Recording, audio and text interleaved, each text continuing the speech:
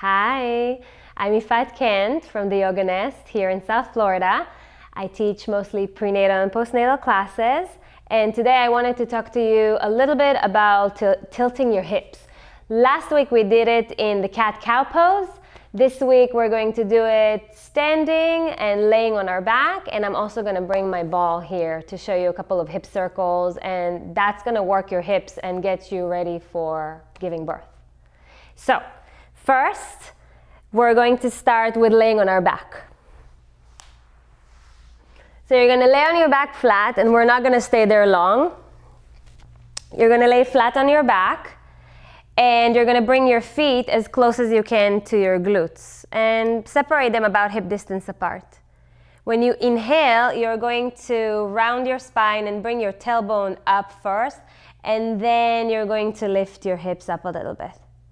As you exhale, you're going to round your spine and gently put your spine back on the ground until your tailbone comes back to the ground. Once again, inhale, tuck it in, lift it up.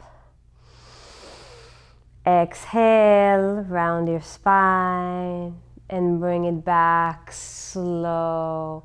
This is very therapeutic, and you can do it as much as you want. So 3 times, 5 times, 10 times. Don't stay flat on your back for too long, but play with tilting. Up and down. Up and down. And get to know your pelvic floor, your hips, get to know yourself and be aware of your body. So when the baby comes down, most of the time, if you're not under the influence of any drug, you can feel. You can really feel. Even if it's your first baby, even if you've never felt that before, you can actually feel the changes in your hips and in your pelvic floor. You can feel the baby coming down. You're going to be able to feel so much.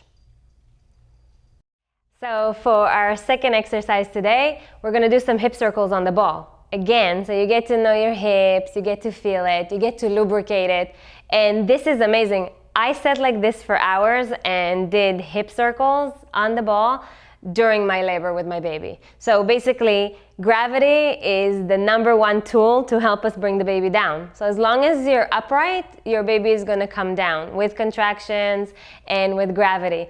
The second thing is just you're helping the baby. So the baby needs to make a bunch of movements, actually 7 cardinal rotations to get out.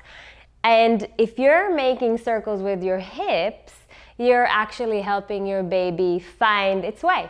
And you can envision, you can close your eyes, make those circles, envision your baby coming down the canal, making these rotations with you. You start working with your body and with your baby because birth is such an amazing experience, and you can really get to know your body and you can really feel your baby, and there's nothing like it. So you can sit on the ball, rock side to side. Every night when you watch TV, you can sit on a ball. So you can just very lightly bounce, just like this. It's very important, which I didn't mention. It's important that your knees are not higher than your hips when you're sitting on a ball. If it's deflated, you need to put more air in it. Make sure that you're sitting upright. Make sure that your knees are not higher. For labor, if your knees are higher than your hips, it's fine, because then it's kind of like a squat. Okay, from the ball, we're going to go into a squat. Now, when you're doing a squat, like I said, on the ball, you can just deflate the ball. Make sure that your knees are higher than your hips, and you're in a supported squat. You can do that on a simple stool, a block, a yoga block. Your hips need to be lower than your knees, but you can also take it a little deeper with or without help. So first, without help, I'll just show you. You keep the feet about hip distance apart, or maybe even more, and you lower your hips, and you can adjust. So adjust as much as you need to. Just make sure that your feet are flat on the ground when you're in a squat. You make sure that your spine is straight and long, your shoulders relaxed, and you can bring your elbows to the inner part of your knees to kind of get a nice little stretch while taking a squat. Then you just take a couple of deep breaths and relax. Okay, but if this is not relaxing, then it's probably not the right squat for you. Everybody can have a good squat. If this is too difficult, you want to take a rolled up towel or blanket, like this one, and you want to roll it enough and then place your heels only on the blanket and then come down to a squat. And I'm showing you from the side because it's easier to see like this. So your back is nice and long, straight, relaxing your shoulders, opening your heart center with all this love that you have inside. You can bring your hands to your heart center. And you can take just a couple of moments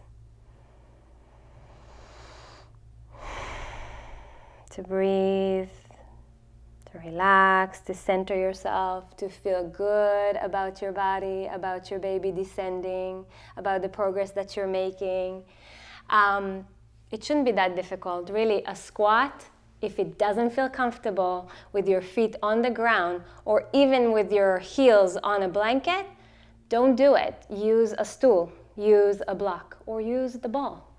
Make it easy for you. Make it fun for yourself to do these exercises daily so you can have a successful labor and birth. That's all for today. Thank you so much. Namaste.